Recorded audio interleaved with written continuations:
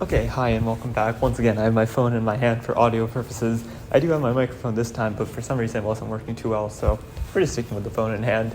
It worked well enough last time, so I'm very excited about today's lecture. We're going to be exploring a new topic entirely. We've done a couple of videos on computer science in the past, and today we're going to continue that theme. Except we're going to look at something a little bit unfamiliar, but still extremely, extremely cool. There's a lot of prerequisite knowledge for this video, so I encourage you whenever you are unfamiliar with something to search that up and learn more about it. I might make a video on some of the other stuff, but let's get into it. Today we're going to be exploring something called Karger's algorithm, and we'll take a look at what Karger's algorithm actually is, what it does, and do a lot of math to explain its behavior. So Karger's algorithm is going to be an algorithm that finds a min cut in a graph. And this is a problem that's been explored extensively, and there's many different algorithms to do it. This is just one special algorithm, and we'll see why it's so special in just a little bit of time. So first, let's just recap what a min cut is. So we'll be looking at a graph, and a graph I'll represent as follows. So the capital letter G will commonly refer to a graph. And a graph is simply an ordered pair of vertices V and edges E. So we say something is a cut in our graph, so C is a cut, if C is a subset of our edges, so some collection of edges, and when we take the graph G prime, which is the graph of the same vertices that we started with, but now the edge set is everything excluding the edges in our cut. If that graph is disconnected, then C is a cut. It's cut our graph into two or multiple connected components. And we'll start out by assuming that G is a connected graph.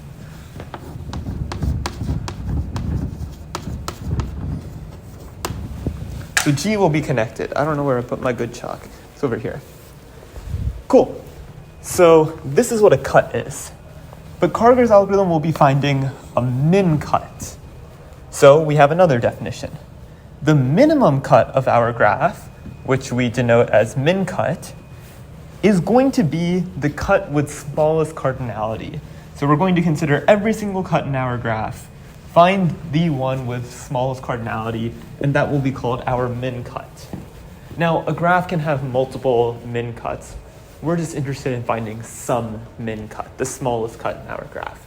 So we have a graph here, and we can just explore what kind of cuts in this graph exist. So we see 5 different vertices and a bunch of different edges. So we can start removing some edges and seeing what happens to the resulting graph. So suppose I wanted to remove the edge 1 to 4. So our set C will now have the edge 1, 4. This will be constituting a cut. And we're just going to keep on removing edges until something is disconnected. So now I'll remove 3 to 5. So I'll include this in our cut. Our graph is still connected. So maybe let's remove 1 to 3. And then let's do one more. We can disconnect the graph by removing 4 to 5. And now our graph is disconnected. So that means that this set of 4 edges is a cut. When we consider the resulting graph of all of the edges excluding these, our graph is disconnected. The question is this the smallest cut? Is this a min cut? So this is the graph we started with. And in fact, I can find a smaller cut. So I'll call this one C2. Suppose I removed this first edge 1 to 2. And notice we were dealing with a multi-graph because there's multiple edges between 1 and 2. So if I remove the second edge between 1 and 2, I suppose C2 is not really a set because it has duplicates, but you get the point. Now our graph is disconnected. 2 is an isolated vertex, everything else is connected, but this graph is connected. So C2 is also a cut, and it has smaller cardinality than C2. Or than C1. So that means C1 can't be a min cut. The question is, can C2 be a min-cut? Well, the only way to verify that is that if this was not a min-cut, we would have to find only one edge to remove that disconnects the graph, but there's no one edge we can remove that disconnects the graph. So in fact, C2 is a min-cut, and I believe it's the only min-cut in this graph. So like I said in the beginning, there are many different algorithms that can be used to compute a min-cut. And one of the most common algorithms involves network flow. And we leverage a theorem in the world of network flow called the max flow min-cut theorem, which states the maximum flow through any network from a given source to a given sink is equal to the total weight of the edges in a min-cut. What this is saying is if we take our graph, treat it as a network, and then compute the maximum flow for that network, that will tell us the minimum cut, the amount of edges in our min-cut. With network flows, the graphs that we work with are commonly weighted, where each edge gives the capacity of that edge, and then flow travels across that edge. Here we're dealing with an unweighted graph. But we can easily remedy this by giving each edge a weight 1, or capacity 1. And then using this max flow min-cut theorem, if we were to find the max flow of this graph, then we have the amount of edges in the min-cut. The only issue is we don't have a source and a sink. This becomes troublesome because it's not just that every single pair of sink and source will give us the same max flow. For example, if I designate 3 as my source and 5 as my sink, then my maximum flow is going to be 3. I'll have 1 unit of flow traveling along this path, another unit of flow traveling along that path, and another unit of flow traveling along this path. So this would say that the max flow is 3. However, if we instead designated 2 as our source and 4 as our sink, then our max flow is 2. We'll have 1 unit of flow traveling along this path, and another unit of flow traveling along this path. So in this case, the max flow would be 2, which is a smaller value from the first pair. So in essence, it becomes a little bit challenging to use our max flow our max flow algorithm, because we don't know our source and sink. I mean, sure, we can repeat the algorithm a bunch of times to get that minimum value of max flow, but that can be computationally expensive. In fact, I'll list some runtimes for some of the common max flow algorithms.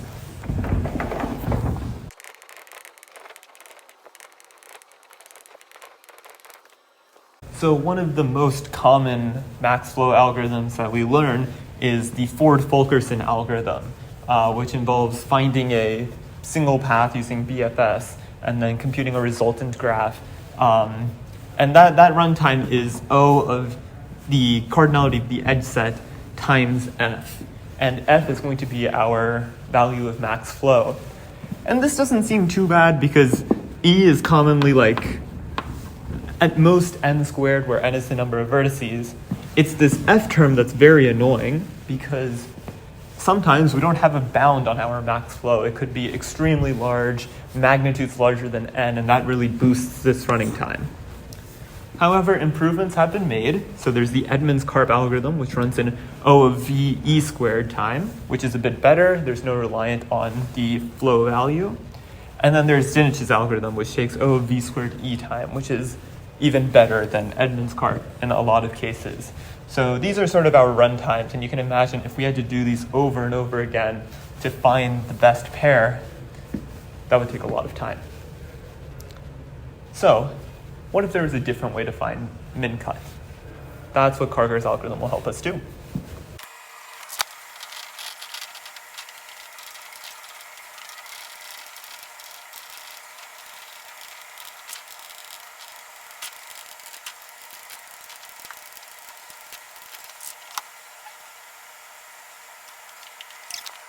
Okay, so here is Karger's algorithm, and it's just a few steps, but each step is interesting in their own way.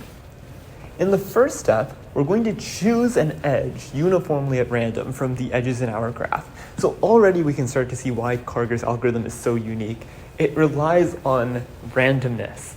And indeed, Karger's algorithm is a randomized algorithm. So after choosing such an edge, we're going to merge the endpoints of the edge, which means we're going to take the two vertices that define that edge and combine them into one supermassive vertex. When we do that, we have to kind of define what happens to the other edges in the graph. So any edge that was between the two endpoints that was not chosen, you can think about this as like multiple edges like this. Those edges are going to be removed entirely. We're just going to ignore them in our new graph. And then we'll retain all edges from an endpoint to other points. So those edges will still remain. They'll just connect to one vertex, one larger vertex. And then all other edges that were not impacted by the endpoints, they'll also remain. We're going to repeat this process of choosing an edge, merging, and then fixing the edges until we have two vertices left. Whatever edges remain between those two vertices, we'll designate that as our cut or min cut, since we're trying to find a min cut.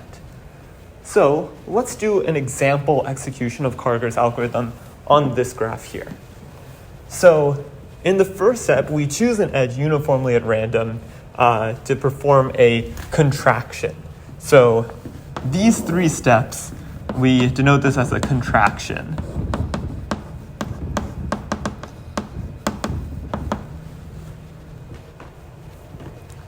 So suppose in the first step, I chose the edge 1, 4. Maybe that's the one that was randomly selected. So let's take a look at what this graph looks like after contracting this edge. So we're going to merge the endpoints of the edge. So the way I like to draw this is, first I'll denote that we are contracting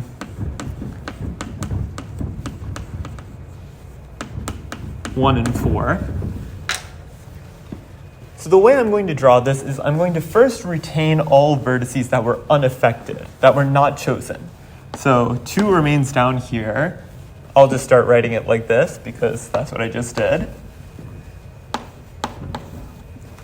The vertices 1 and 4 were the endpoints of this edge selected. So we're going to merge the endpoints into a single vertex. We're going to remove any edge between the endpoints. So 1 and 4, that just disappears. So there's nothing involved there. We're going to retain all edges from an endpoint to other points. So the way I like to draw on these remaining edges is first I'm going to think about all of the edges that did not touch one of these endpoints. And it seems like the only edge is 3, 5. So that edge will remain. So now I can take a look at all of the other edges. There are 2 edges from 2 to 1. So we'll draw those here as these 2 edges, because 1 is still constituting this larger vertex. We have an edge from 5 to 1, so we'll draw that as follows. We have an edge from 5 to 4. 4 also constitutes this vertex, so we have another edge in that direction. Next, we look at 3 to 1. There's an edge there. And then 3 to 4, also an edge here. So that's the first step, right? We've gotten up to step 4. Now we have to repeat. So again, we're going to choose an edge uniformly at random. Let's say this time I selected this edge, 3, 5.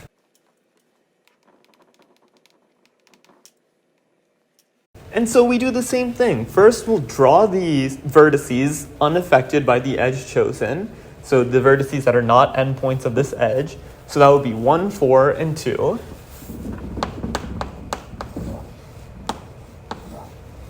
And now we'll merge these 2 into a single vertex, 3, 5. Now we'll draw all edges that did not have 3 or 5 as their endpoints. So that would be these 2 edges from 2 to 1, 4. both of them. So again, we have these two edges. Now we consider all of the remaining edges. Remember, this one we're not drawing because it went between these two vertices, so that disappears. We have two edges from 1, 4 to 3. So now we'll have two edges from 1, 4 to 3, 5, since 3 is a part of this vertex. And then we had two edges from 1, 4 to 5. So we have two more edges from 1, 4 to 3, 5. And that's our resulting graph. Again, we come down here. Do we have two vertices remaining? No, so we're going to repeat. We're going to choose another edge. So let's say this time we select this edge. Well, it doesn't really matter which one of these four it is. We just care about the vertices involved. So now we're contracting the 1, 4 edge with the 3, 5 edge, and we do the same process. So we draw the vertex that was unaffected. In this case, it was 2. We merge the two vertices, 1, 4, 3, 5. All edges between these vertices are removed, ignored, and we draw the two remaining edges. And now we're done. So now we say that these two edges create our cut. And if we look back here, what do those two edges represent? We need to look for the edges that leave from 2 and hit one of 1, 4, 3, 5. We don't really know which ones they are. We just know that they connect to one of these vertices. And looking at the graph here, that would be these two edges. And we showed earlier that this is indeed a cut. In fact, this is the min cut. Now, you might be asking yourself, why is there glare on the chalkboard? That's a good question. Let me try to fix that. Okay, I've tried to fix it as best as I can, but it shows up much, much worse on the video than it does on the chalkboard in real life, so we're just going to have to deal with it. I closed all the blinds. Okay, anyways, you might be asking yourself, does this always return a min cut? I mean, we got a min cut here. Is that always the case? Well, we can show pretty easily, no. Let me first find my chalk. Here it is. What if here, instead of contracting the edge 1, 4, 3, 5, we instead contracted this edge?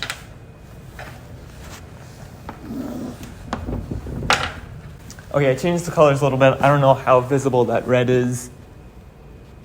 Apparently not very, and also this green. But yeah, this just says contracting 1, 4, 3, 5, same as 4. This is contracting 1, 4, 2. So if we were to do the same exercise, now 1, 4, 2 becomes a large vertex. And the other vertices in 3, 5 remain. But now we have 4 edges between them. And that is not a min cut. However, if we return to our original graph, let's see what those edges actually are. So we need to look for the edges that leave from 1, 4, or 2 and end in 3 or 5. So here I start from 1. I have this edge going to 3. That's fine. This one going to 5. Now I look at 4. Are there any edges that go to 3 or 5? Yes, there's this one. And there's this one. And then 2. Are there any edges that go to 3 or 5? No. So I highlighted 4 green edges, and there are 4 edges there, which seems to be good. And now when we erase these edges,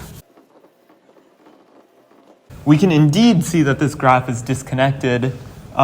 3 and 5 are disconnected from the component containing 1, 2, and 4.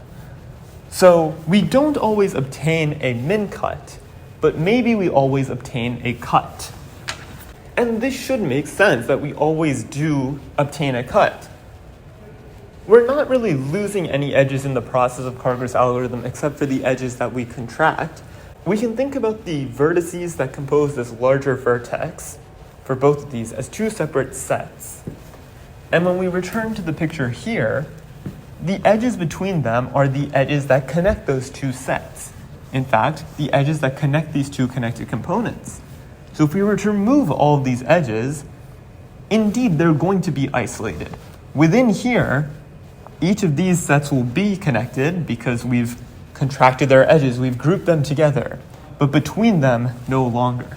So this is why Karger's algorithm will always produce a cut for us. Another thing to note is that the min-cut value will never change as we progress through Karger's algorithm. And this is the result of us not losing any edges, except for when we're doing contraction. So this will be a key observation that we'll need when analyzing Karger's algorithm.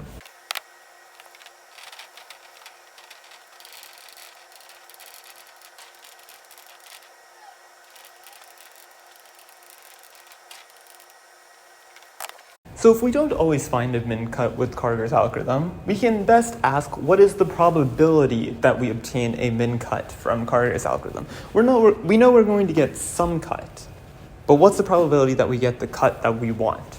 So that's the probability we're going to find now. To do this, we're just going to use some notation. So we're going to fix a min-cut in our graph, and we'll call that C. Notice it's a min-cut, and we'll let its cardinality be some value k. So this means all other cuts in the graph will have size at least k. And what we're going to do is we're going to try to find the probability that C is the cut that Karger's algorithm will spit out for us. To do this, we'll let E denote the event that the edges of C are the edges that remain at the end of Karger's algorithm, the edges between those two vertices. So we're interested in finding the probability of E. Well, we can compute the probability of E by looking at iteration by iteration of Karger's algorithm. Each repetition to see if we ever lose an edge from C while executing Karger's algorithm. We're performing these contractions and we lose an edge if that edge is selected for a contraction. So, ideally, for us to have the edges in C at the end of Karger's algorithm, we would never want to select an edge from C when performing Karger's algorithm. So let's look at the very beginning of our execution of Karger's algorithm.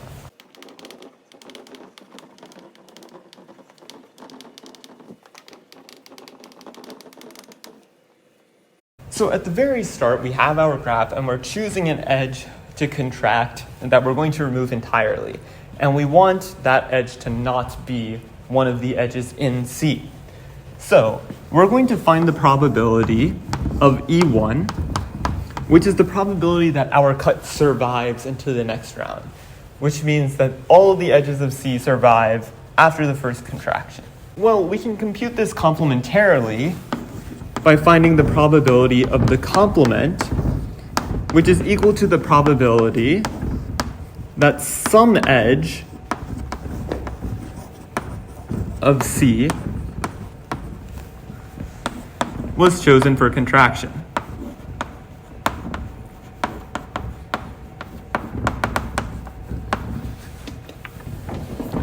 So that means this probability that we're targeting is going to be 1 minus its complement.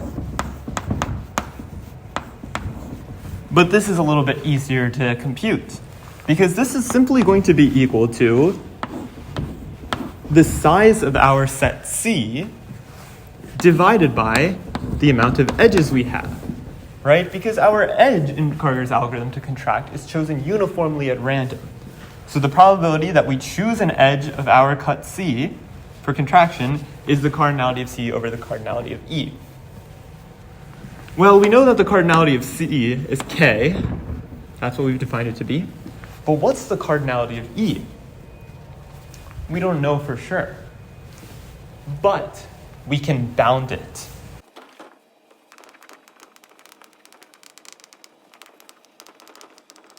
We can utilize the fact that if the min cut in a graph is size K, then the degree of all vertices must be greater than or equal to K for each vertex.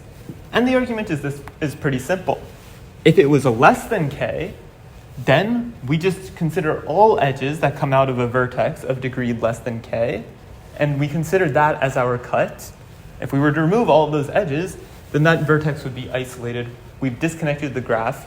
That's a cut of size less than K, which contradicts C being the smallest cut. So with the degree being greater than or equal to k for all vertices, we can find a bound on the number of edges. So we'll use the lemma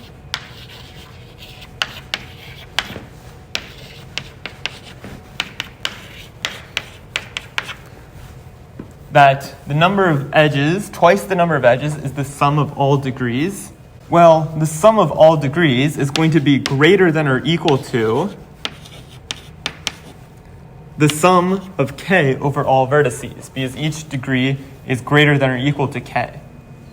So we have that this is k times the cardinality of v is going to be less than or equal to twice the number of edges, or that the number of edges is greater than or equal to k times, we'll use n for the number of vertices, divided by 2.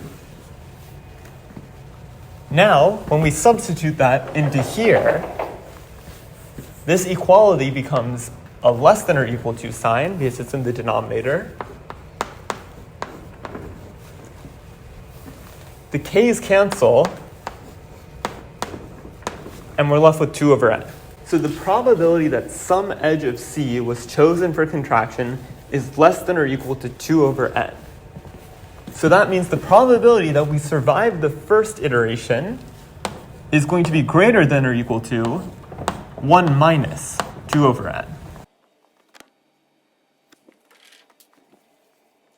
So that's nice, but that's only the probability that C survives the first iteration. We need it to survive all iterations.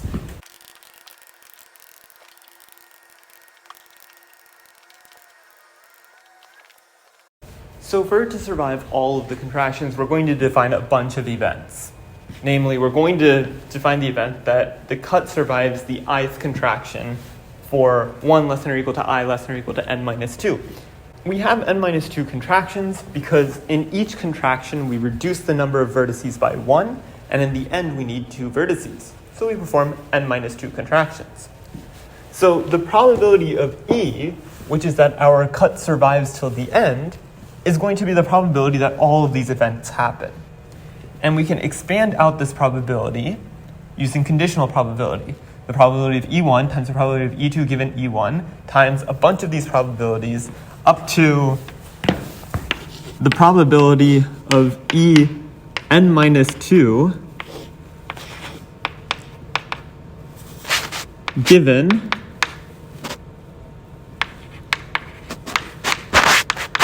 that all of the other events have happened. So this seems like a lot of probabilities to compute, and it is, but we can just generalize it by computing a single probability.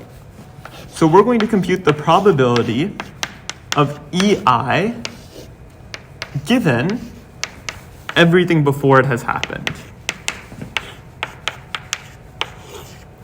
So what this means semantically is the probability that our cut survives the ith iteration given that it survived all of the previous I minus 1 iterations.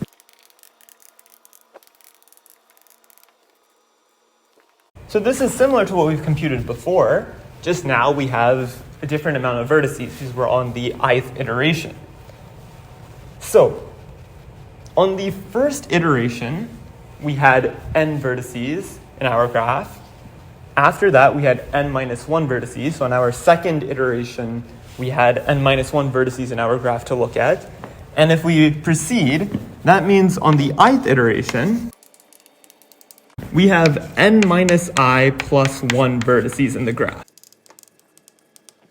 This will be helpful in a couple moments. So the probability that the cut survives this iteration, given that it survived all of the previous iterations. We did it above complementarily, so we'll do the same thing by finding the probability that one of our edges is selected in this contraction process. So this, just like before, is going to be the amount of edges in our cut divided by the amount of edges in our graph. The amount of edges in our cut is still k. And again, we can't find the number of edges exactly but we can obtain a bound. And for that, we'll use the same lemma. I'll just do it up here. We can replace this with k, and this becomes a less than or equal to sign over all vertices. Now, we need the number of times we're adding k, which is equal to the number of vertices, which we found right there. So that tells us that the amount of edges is greater than or equal to k times n minus I plus 1 over 2. So when we substitute it into here, this becomes a less than or equal to sign. So we found the probability of the complement. So this probability, if this is less than or equal to that, this will be greater than or equal to 1 minus 2 over n minus I plus 1. That helps us out a lot because we can now use it in this equation right here. So let's rewrite this just in terms of this. So by rewriting the conditional probability product as this, we notice we can perform a really nifty substitution with this value right here. So this product is going to be greater than or equal to, and we can actually solve for this relatively easy by listing out a bunch of the terms and seeing a bunch of things will cancel. I'll leave you to do that. I don't really feel like doing it right now. And there we go. The probability that our cut survives until the end is greater than or equal to 2 over n squared. So we found a really nice bound for that. But wait a second. This probability is so small, right? N is going to be a large number. That's the amount of vertices in our graph. The probability that the cut survives, sure, is greater than or equal to that, but that's pretty small. That doesn't tell us a whole bunch. Is there a way we can maybe up the probability of us finding it, perhaps increase this bound? Indeed there is.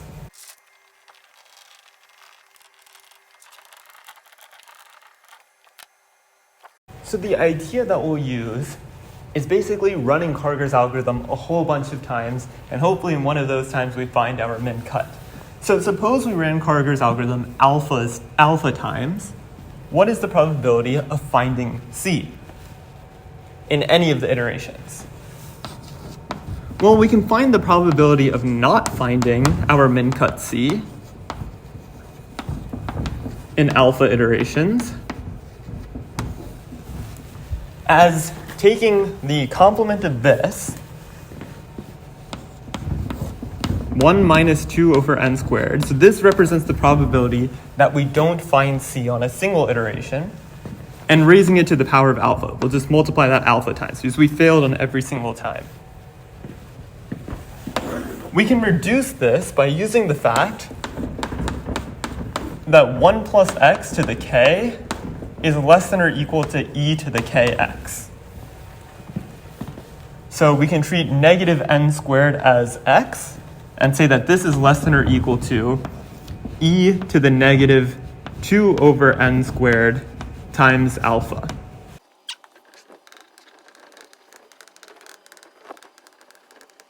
So if we choose alpha to be n squared over 2, the probability of not finding C in any of the alpha iterations is going to be less than or equal to e to the negative 2 over n squared times n squared over 2.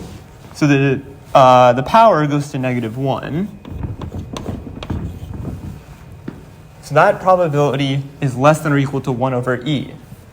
So the probability of finding our min cut C is greater than 1 minus 1 over e, which is a lot better than that 2 over n squared from before. So there you go. We've found a new algorithm, Karger's algorithm, which relies on randomization to find our min cut with some chances of failing. You know, we have a pretty high probability of finding it, and you can even increase that bound by increasing the value of alpha. So it's a cool algorithm because it relies on randomization, But the key thing to note is we're repeating the algorithm a bunch of times to boost our probability. And in fact, the runtime, each iteration of Karger's algorithm takes O of m time. And if we repeat that alpha times, then it's going to be O of m times alpha. So in this case, it's O of m n squared time.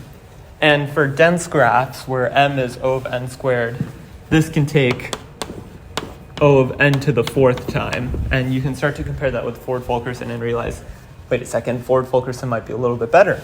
And yeah, maybe it is. But in fact, Karger's algorithm has been extended to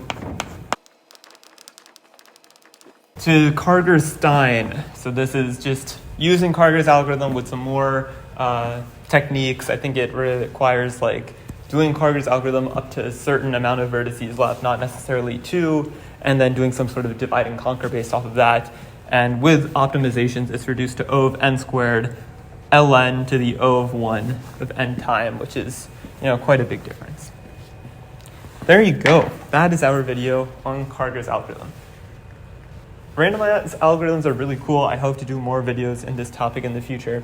And hopefully you found a newfound appreciation for minimum cuts. Karger's algorithm is one of the coolest algorithms, in my opinion, when it comes to min cut. There's so many great algorithms out there.